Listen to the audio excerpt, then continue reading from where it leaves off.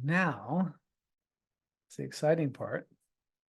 So now we're going to hear from Adam Gust, who is a somatic drummer. And I'm just going to read, I'm kind of introduce him, but he'll do more of this as well. But so somatic drumming is a powerful method that helps fine-tune your body's natural rhythms, improving your ability to perform at your best and overcome emotional challenges. This approach connects the dots between healing deep-seated emotional issues and excelling in your daily activities or on stage. It's all about unlocking your potential by syncing your body's internal rhythms with your life's demands. And so Adam's going to take it from here. And I'm really looking forward to this. And I hope that you guys are as well. So take it away, Adam. Yeah, thank you, Michael. And I'd like to thank you for a term you use, disperse. Like when it helps you to disperse this anxiety, because in the somatic experiencing trainings I've had, they've been using this word discharge. And I just, something about it, I don't know if it's juvenile or what, but I don't want to ask my clients to discharge in my session. So I'm glad that I can use this different language now. Disperse, I find much more appropriate or what. But yeah, somatic drummer. I'm a professional drummer, have been since I was 20 years old. I grew up, I think I've had an avoidant personality and I've never had that many friends. I think I found power in being able to practice 10 hours a day and get good at something separate from, feeling kind of inadequate in my social life. And that had, later I found out it had to do with some childhood attachment issues and such, but it made me a really good drummer. And so I got a scholarship to a prominent jazz school in North Texas, and I flourished there, and drummers moved from there to LA, and I followed them, and they started giving me work when I moved out here in 2000 and kind of hit the ground running. And I just had this, felt like I had this trajectory sort of towards superstardom, or whatever, that my dreams were coming true. And until May 6, 2010, when I was on a gig and I walked through a glass door, and the glass severely injured my hands, and I had both hands in casts for 2 months. And when the cast came off, there was a healing process, but I was struggling with tension problems in my right hand. And this persisted. I was doing acupuncture. I was practicing a lot, but now looking back on it, what I realized what I was doing, I was really kind of putting this groove of emotional overwhelm into my playing over the span of 7 years. Because now I understand that our nervous system is a recording device for emotional information. When we have an emotional experience, it imprints in our nervous system, and every time we enact any kind of activity, we're not only bringing up the movement or the action, we're also bringing up the embedded emotional attachment to that action. So I was labeled as having musician's focal dystonia, which is a neurological disorder. And so dystonia is the disorder. Focal means it only happens in certain tasks, which is the most frustrating thing. Like this tension wouldn't show up in anything except when I would play drums. And musician focal dystonia, it would happen when I would play music. So eventually, after 7 years, I got to a point where I was just at the end of my rope, and I didn't really kind of want to be alive anymore. I didn't want to live out the rest of my days this way. My birthday in 2016, I'm like, man, if I do another year of living this way, I'm not going to make it to my next birthday. So I took this cruise ship gig for 6 months and read a lot of books and had this experience where I realized I was practicing while I was reading a journal entry of my accident. And when I got to the part where the glass cracked, I tensed up and I was like, wow, okay, there's this kind of emotional memory living in my body. And I was reading when the body keeps the score, and there was um, let's see, I Don't Want to Talk About It by Terry Real, that has this kind of, I was realizing I had some attachment issues, some masculinity issues associated. Anyway, that led me on this somatic therapy approach to drumming, kind of removing this overexcitability, this kind of this fight or flight attachment emotional state I had to playing my instrument. And so I studied Polyvagal Theory and got certified in that, and was studying somatic experiencing. And then I actually did somatic experiencing therapy, and it called up not only my accident, but some what my therapist calls my stress response profile, like adverse childhood experiences, like you were saying earlier, Michael. We have these tendencies to kind of move into either acceleration, activation or shutdown. So I've ended up developing this methodology where I could suss these things out as a drummer. And the more that I've done this, the more I've seen that they're very applicable to other people. I ended up doing the first TED Talk about the vagus nerve, science of the groove, and that forced me to come up with some messaging and language that could appeal to non-drummers, you mere mortals. And so I've been kind of adapting that to speaking to people who aren't drummers. And so it's very applicable to everyone. I mean, as Michael is working with people with chronic pain, I mean, polyvagal theory applies to a lot of different pursuits. I'm studying embodied cognition, sports psychology, how this relates to athletics and such. So yeah, I think one of the problems that a lot of people have is just admitting that we have this threshold of emotional overwhelm at all, like admitting that there is this place. I mean, if we're going to try to increase our capacity for stress, first we have to know what our capacity is. And even acknowledging that we have a certain level of stress that exceeds our capacity, I think, is kind of scary to a lot of people. So I guess that's a little bit of a trigger warning. That's kind of part of these exercises, to find this place in our body that we exceed our level of comfort in our coordination and rhythmic ability. So if we're going to do that, we want to build up some resources off the top. I'd like everybody to take a deep breath with me. 3, 2, 1. Oh, I kind of tricked you there. That's the point of most everyone took a big deep inhale and I exhaled. And I just did that to kind of make a point about this difference between what our brain conceives of one thing and what our body conceives of something. So there's the cognition awareness of what a breath is. And everyone, when we think of a breath, we all take a big inhale. And what is a breath to our body? Well, it's something bigger than just an inhale. There's actually two sides to it. So this is sort of just a somatic view of what is a breath. And so I'm going to share my screen, see how this goes. Okay, yeah, so this is, yeah, you mentioned it earlier, Michael. This is the window of tolerance model. It's a biological system model. And Dan Siegel is the one who came up with this. And it's this idea that, okay, we have the inhale, and that brings us up into what can be hyperarousal. And really, to have a full breath from a somatic perspective is to have an equal and opposite exhale that can bring us all the way down to our lowest capacity and back up. So that's kind of, and this applies to so many things. It applies to our heart rate.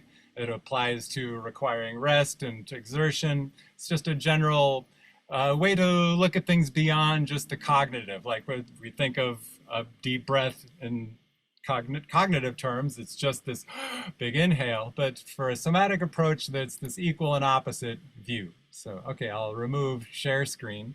And so the three-dimensional version of this, I think I did this in one of the classes or sessions earlier, but I love this model so much. So to the brain, we have like inhale, come up to here, and exhale. And so the brain thinks a lot in one-dimensional or kind of two-dimensional, maybe one-dimensional, like accumulating money.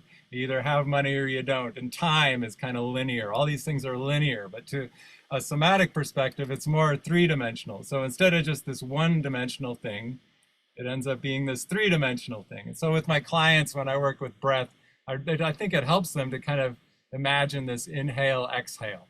And so, yeah, Michael talked about neutral. And I like this term midline. Like, so we have this, the window of tolerance model, you have hyperarousal, you have hypoarousal. And so there's this midline. In somatic terms, the midline is kind of separates our right from our left. But if we can find this midline, that kind of helps us to know, okay, once we know where the middle is, then we can start to push these boundaries of what is hyper and what is hypo. And so there's a breathing exercise I like. It's a reflexive breathing exercise. So if you inhale up to full capacity, so this time I won't trick you, I promise. We can all inhale to full capacity and just hold it, and even I like to kind of gulp the breath to even like bring us up a little higher, and then just relax and let the air just naturally come out, and don't blow anymore to get into hypo. Just relax to try to find where that midline is. So we went into hyper and then just relax. And now blow all the air out of your lungs. Smokers hate this one. because it really shows where that hypo and gets uncomfortable. But yeah, try to get all the air out of your lungs. And this one's a little more challenging for some of us. Now relax and let the air just naturally inflate your lungs again. So you've kind of compressed it all, and now relax to get back to midline. And so now you're at a midline. Now go from midline all the way to full hyper, a full inhale, and like even gulp a little air just to kind of let your ribs adjust to allow in full capacity, and now relax to midline. And this idea of this inhale, exhale, and then letting the relaxation be what actually brings the air in and out. That's once you find this midline, then I think you can start doing shallow breathing. And why shallow breathing is important is because there is this non-intuitive way that our body accepts oxygen. So we would think, okay, if I take in a lot of oxygen, I'm oxygenating my body. And that's true to an extent, because if you take in too much oxygen, you get lightheaded and you hyperventilate. That's a hyper, you get too much oxygen. You're like, wait a minute, so why is it that we're actually depleting oxygen from our brain when we pass out? So when we take in too much oxygen, it's actually because our brain isn't getting enough oxygen. Raise your hand if you know why this is. The Bohr effect. Oh, it's called the Bohr effect. I asked just because it's a thing. Some people think I'm nuts, but what is happening is that the more oxygen that's in your bloodstream, the less it increases the pH, or it lowers the pH, and the pH doesn't allow oxygen out of the hemoglobin into our tissues. So this sounds counterintuitive and it's a little convoluted. There's a great book, Breath, by James Nestor, that explains this really well. It's great. I love his writing too. And or you can look up BOHR and kind of understand this better. And this is an important piece in understanding this hyper and hypo, because if you hyperventilate, you bring a lot of oxygen into your body, then it's good to shallow breathe, and then you increase the pH, the acidity of the blood, and then that releases all that stored oxygen into your tissues. But the thing is, if you do this shallow breathing and you're up above, kind of up in the hyper arousal part of the breath, like up there, it's sympathetic. You're more in a sympathetic nervous system response. And if you're kind of in a shutdown response. If you're going to shallow breathe, it's good to be in that midline. And so there's an exercise that helps to describe this a little bit. If you put your fingers on your carotid artery here so that you can feel your heart, rate. Just feel your blood. Now I'd like you to try to tap your ankles on the ground as your heart is beating.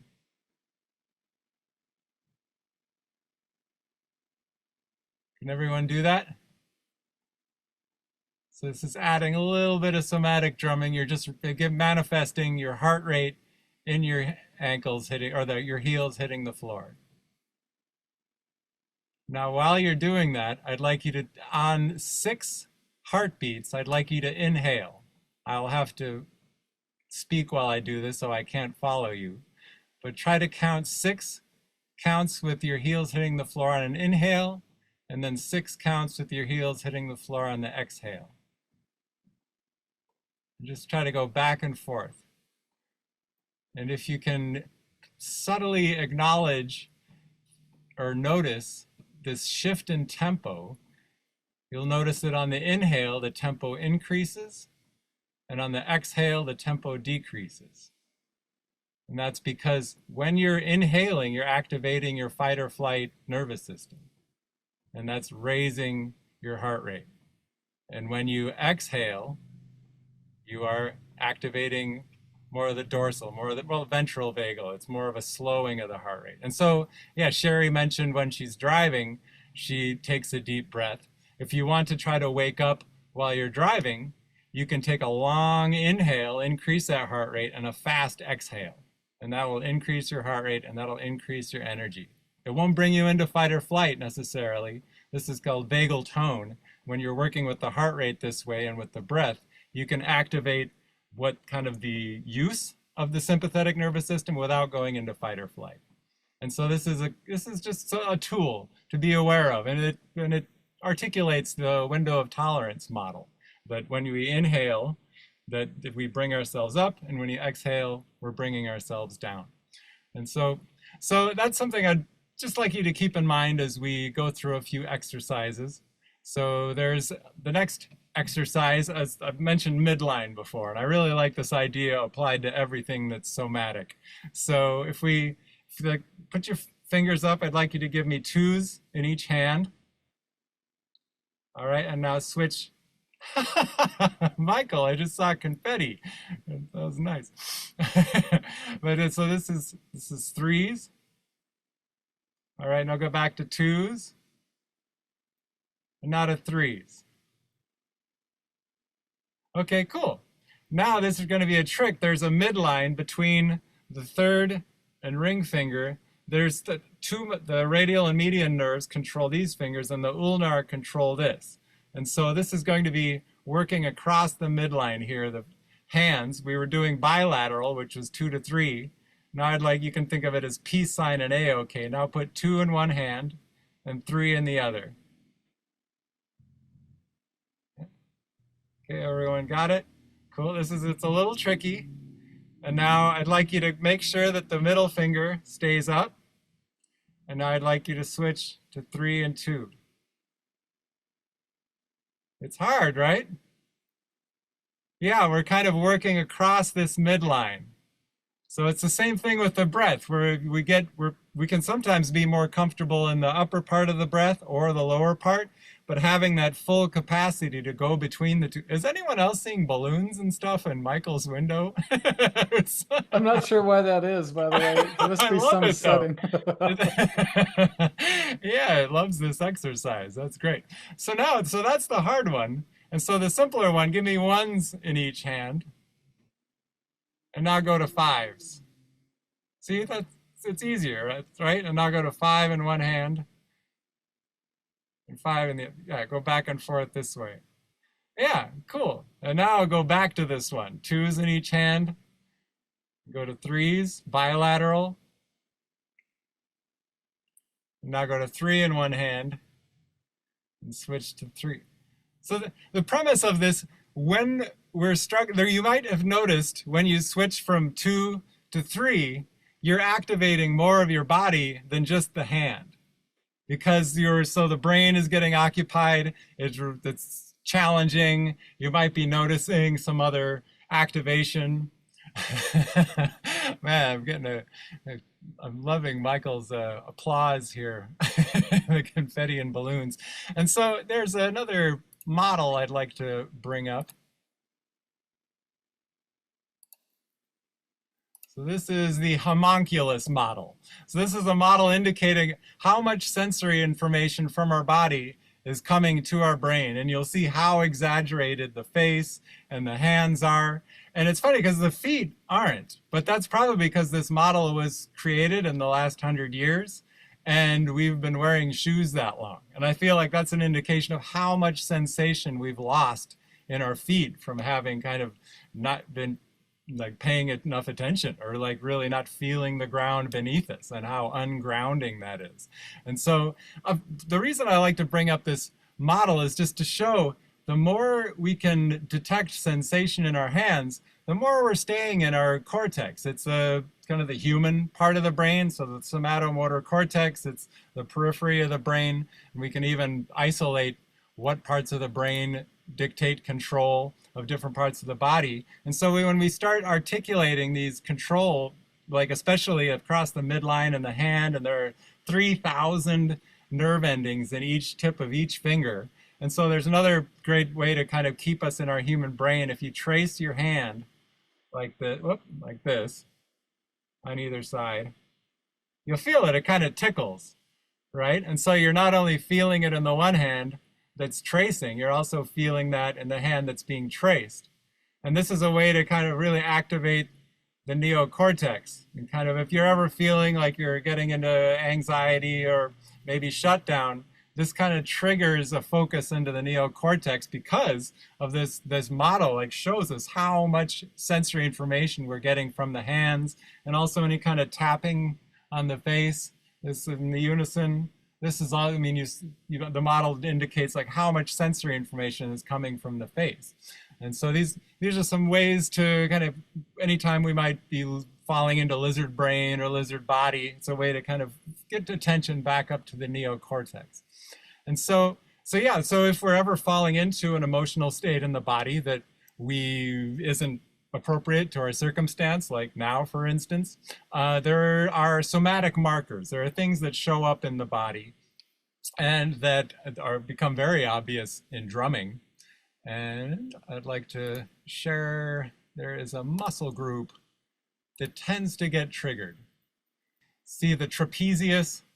So this is this muscle group that lies between the shoulder blades and goes up to the neck. And that's why when we get tense, there tends to be this tension in the neck and between the shoulders. And this also constricts our breathing. And once we get into shallow breathing, it tends to force us into this hyper arousal breath. And that kind of, so it gets this vicious circle of having this activated muscle group.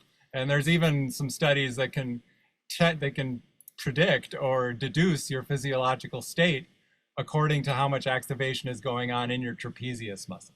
So from this, I'd like to get into a drumming exercise. This is what I work on with drumming students, because relaxation is an emotional state in our nervous system, and our music schools don't teach this. And they'll teach posture, but a kind of startle reflex that is inherent in all of us as humans. We're endowed with this. A startle reflex, once we reach a certain activation level in our physiological state, our posture shrinks to this. And so I just feel like this ignorance of emotional impact on performance is something that's just really missing from music education and sports education and a lot of this. And so a way to understand how our trapezius is activating or not in our emotional state, I like to kind of think, if you put your arms up like this, and we're going to drum like a fish. So kind of just hit your elbows and hands all together like this, kind of like a walrus. And you'll just notice, like, think about what the trapezius looks like. And so this is how a fish would drum, because that's how they have fins and they can only activate from essentially what are our shoulders now. And so now if you bring the hands together and you keep the elbows together and you clap this way, this is a little more reptilian. So reptiles developed some acuity in the elbow. And so now this is kind of a reptilian use. So this is how reptilians would drum. I don't care how many Geico commercials you've seen, reptiles cannot have functionality in their individual fingers. But so when we get to mammalian, close here and keep the palms together and clap this way. So this is a little bit more mammalian. There's more control over the wrist and individual fingers. Okay, and then now try to just open the fingers like this. This is a little bit more human. Humans have much more control over their fingers. And now the ultimate is to split it along the midline again, and only tap these two fingers, and then switch to these two fingers. And so now go back and forth. And so this ends up really focusing into our neocortex when we do this exercise, when we're drumming between that and that. And so what's interesting, if we go back, we kind of cycle through these, what would be the phylogenetics, the evolutionary biology of how we move from fish to reptiles to mammals to more human interaction. We want to isolate how that feels. So fish, there's a heavy kind of activation of the trapezius, and even from here there is.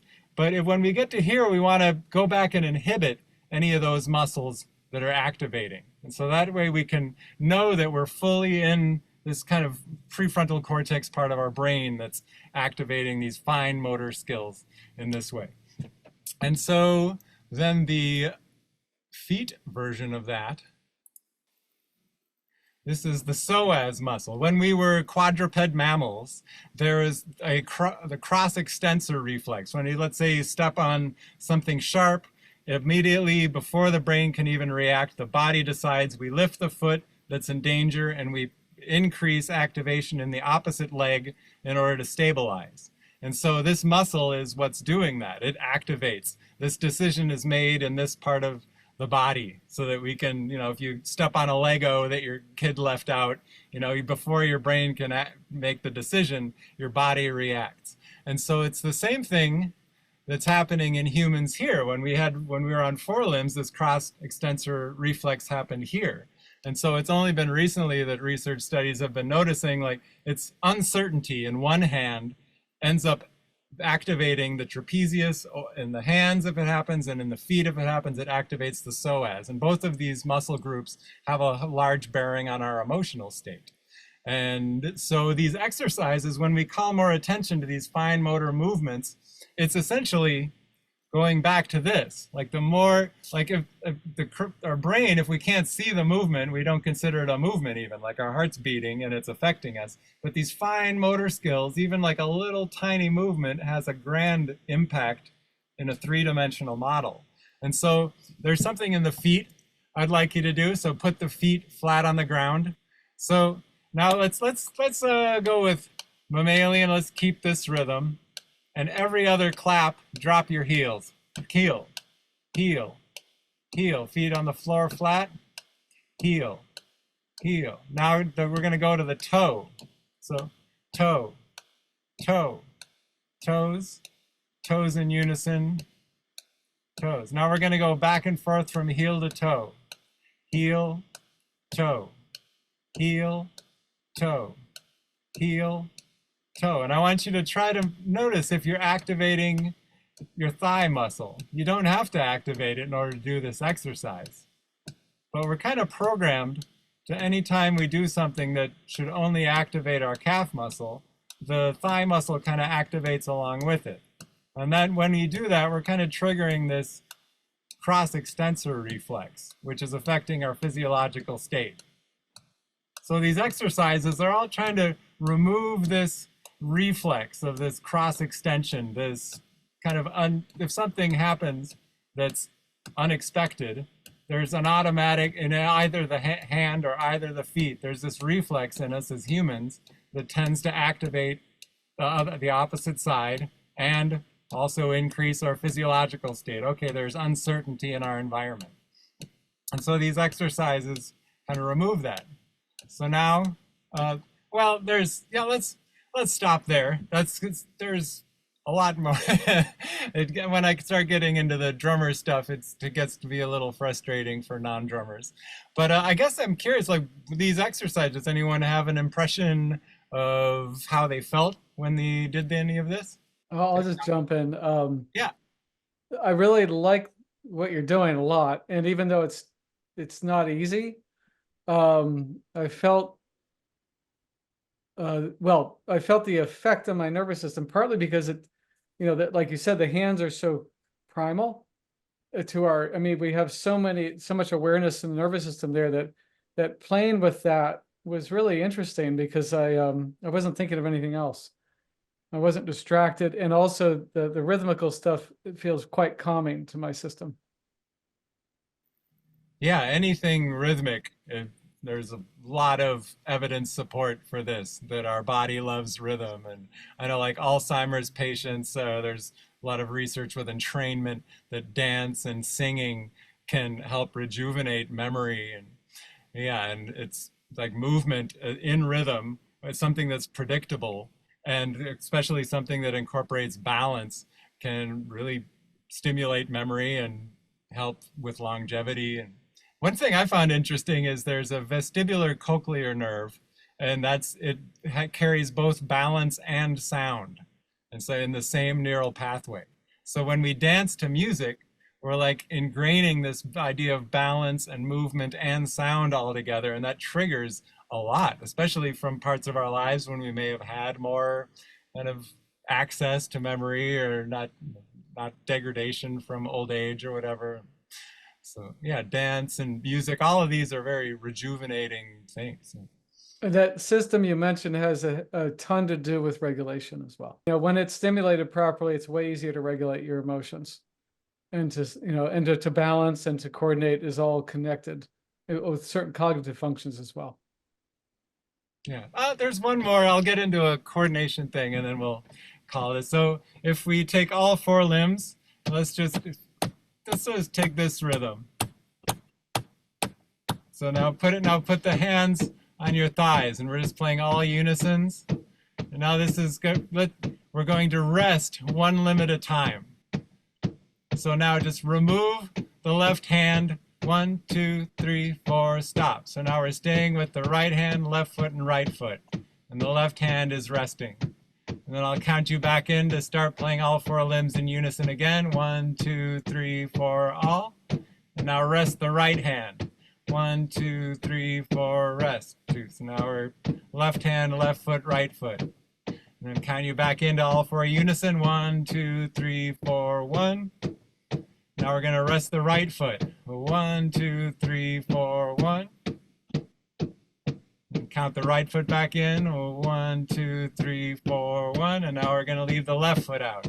1, 2, 3, 4, 1. And count the left foot back in. 1, 2, 3, 4, 1. So it's kind of an individuation exercise. I think there's, in terms of evolution of living species, like the top to bottom has to do with fish and amphibians because we would move this way, and reptiles develop more of a left to right coordination, and mammals develop this cross lateral coordination, left hand to right foot, right hand to left foot, and then being able to really become drummers or drum set players. This really gets a lot of activation and detailed oriented precision and coordination, and so that's what I'll be talking more about with drum set players. We still have time. Do you want to go ahead and do some more of that? Because okay. I like how it feels. So we'll try this one. It starts pushing the envelope a little bit, so if this gets to be too much, that's okay. There's the not difficult rhythm. I talked about this one in my TED Talk, and maybe this will kind of explain this hierarchy of coordination that I really am harping on with drum set players.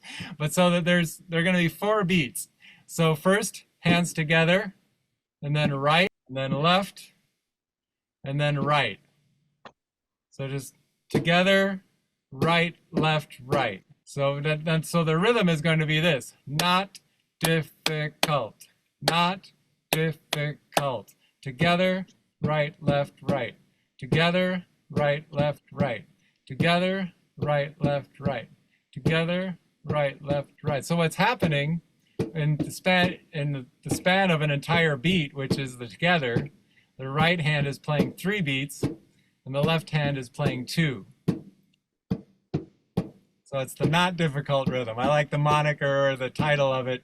Kind of gives you this sense, oh, I should be able to do this. It brings a sense of ease to it. And now we're trying to reverse that. Would be together, left, right, left. Together, left, right, left. Together, left, right, left. Together, left, right, left.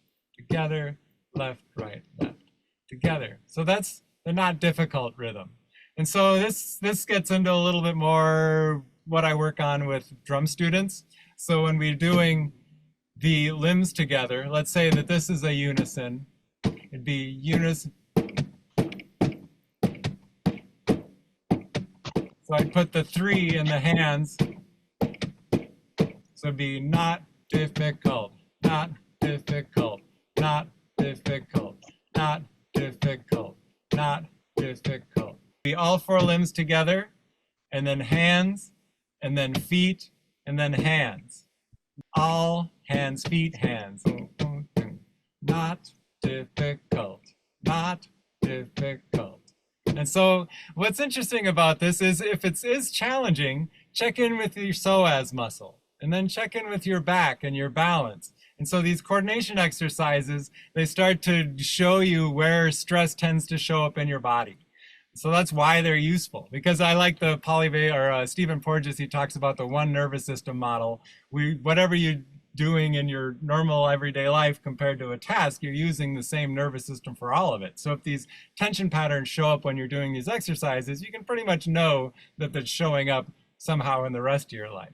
So I'll just quickly cycle through the 6 layers. I call it the graces: grounding, relaxation, awareness, centering, energizing, and synergy. So it's hands to feet, the 3 in the hands and the 2 in the feet, and then you'd switch the 3 in the feet to the 2 in the hands. And then you'd Adam, can you slow that down a bit? Because Oh, I'm well, having a hard time. Oh, this gets into the part where people typically can't follow. Yeah, exactly. Well, you want to? Okay, we'll try it. Okay, Just slow it down so that, because I want to get it, because I like the feeling, but I can't quite keep up with you. Oh, yeah, sure. Okay, I was just kind of speeding ahead to show you the gist of it, but if you want to try to follow, yeah, okay. So this goes up to the R level. So we started with the grounding rhythm in the feet, the 2, and the activating rhythm in the hands, the 3. And so now we're going to put the activating rhythm in the feet and put the grounding rhythm in the hands, the 2. So this would be all, feet, hands, feet. So all, feet, hands, feet. And that would be the not difficult rhythm. So not difficult, not difficult. All, feet, hands, feet. All, feet, hands, feet. All, feet, hands, feet. And while you're doing it, call attention to the psoas muscle. Make sure that your back is relaxed. Call attention to the trapezius. Make sure that it's relaxed.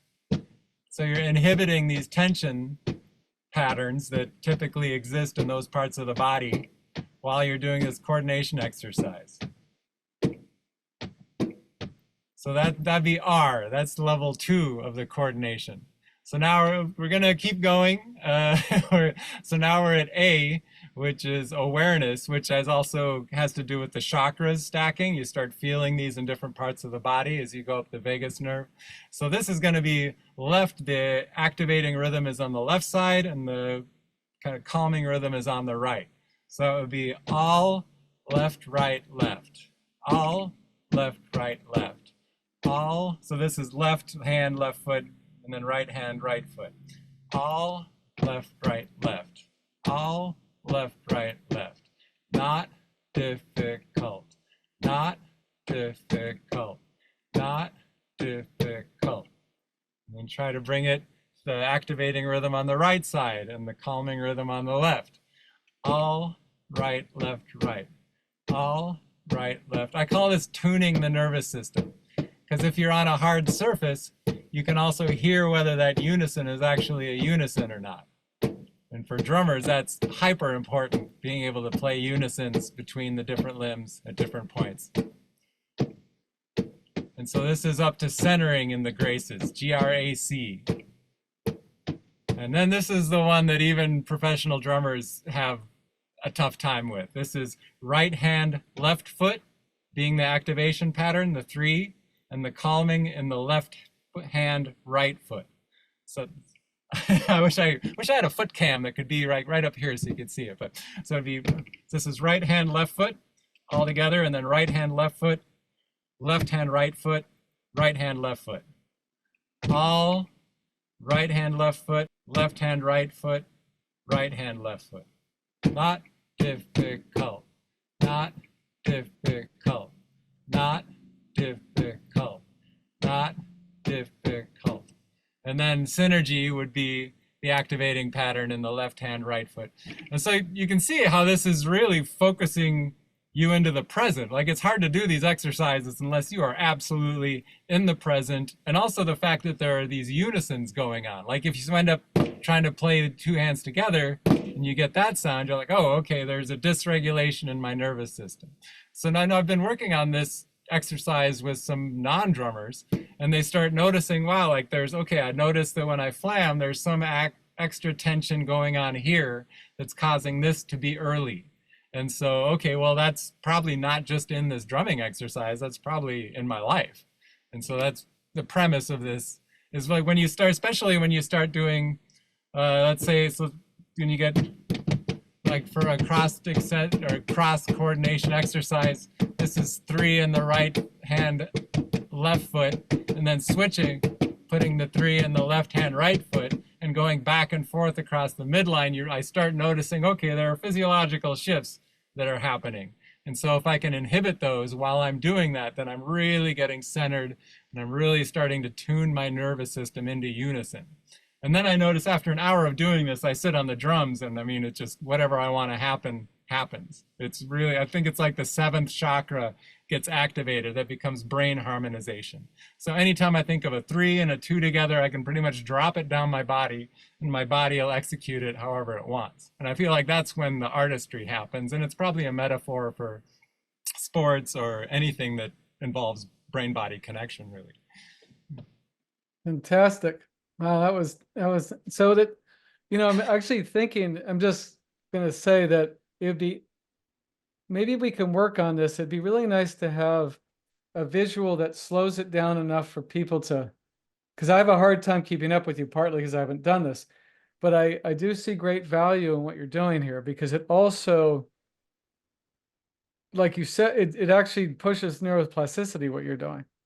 Yeah. Big time, because it's not easy to do, and you have to focus to do it, and your body has to and it tunes the body rhythm, which I think is terrific. I mean, I'm not sure how to put it into words, but I really like the feeling of it, even though I was stumbling along. Yeah, I normally that I'd have more time and I could kind of sit with these longer. But what really made me realize the utility of it when I saw this special with Seth Curry, this basketball player, talking about his sensory motor activation, integration, sensory motor integration practice, and he's like touching these lights that light up and like in different rhythms. And I was like, he's playing drums. It's like, why have this elaborate setup when you could do something musical and artistic and more fun? And so I feel, yeah, it's just a different version of sensory motor integration, really, on a drum set. Yep, fantastic.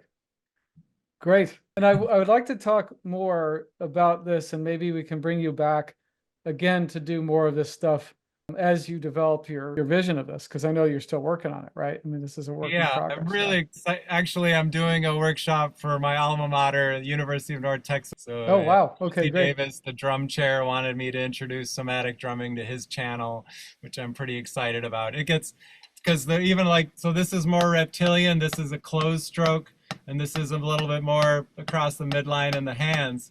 And so there's a lot of open and closed kind of techniques, doing different patterns between that activates different more ancient circuits to activate all the wrist stroke, and more kind of in the last few 100,000 years that are more human, especially there's haptic research, tool use, extended proprioceptive physiology, and that's like how we interact with tools that factors into this. So it gets pretty heavy pretty fast, and I'm obsessed with it. Well, that's because you're like me, you're a nerd about what you do.